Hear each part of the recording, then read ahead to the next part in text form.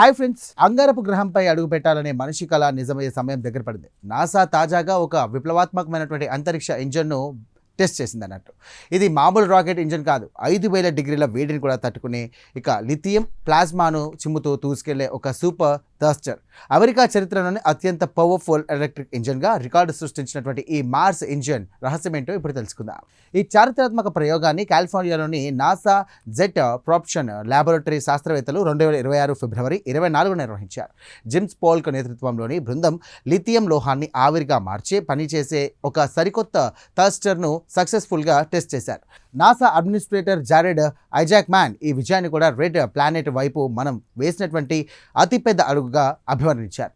అసలు ఈ ఇంజిన్ ఎలా పనిచేస్తుందంటే దీన్ని మ్యాగ్నెటోప్లాస్మాడైనమిక్ థర్స్టర్ అంటారు.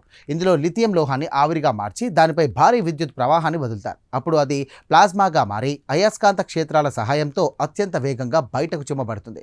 ఈ ప్రయోగంలో ఆ లోపల ఇంజిన్లో ఉన్నటువంటి ఉష్ణోగ్రత ఏకంగా 5000 డిగ్రీల పారాహీట్కు చేరుకుంటుంది. అంటే ఇది సూర్యుడి ఉపరితలంలో సగభాగం వేడి సమానమన్నమాట. ఈ టెస్ట్లో ఇంజిన్ ఏకంగా 120 కిలోవాట్ల పవర్ను ఉత్పత్తి చేసింది. ఇది ప్రస్తుతం నాసా వాడుతున్నటువంటి ఇతర ఎలక్ట్రిక్ ఇంజన్ల కంటే 25 రెట్లు ఎక్కువ పవర్ఫుల్ అన్నమాట.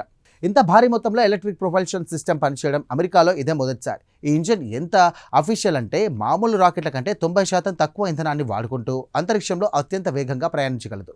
ప్రయోగం జరుగుతున్నప్పుడు వ్యాక్యూమ్ ఛాంబర్లో ఒక వింత దృశ్యం కనిపించింది. ఈ ఇంజిన్ నుండి వెలువడినటువంటి ప్లాస్మా ధార బ్రైట్ వైట్ మరియు రెడ్ కలర్లో మెరుస్తూ ఒక అద్భుతమైనటువంటి జ్యోతిలా కనిపించింది.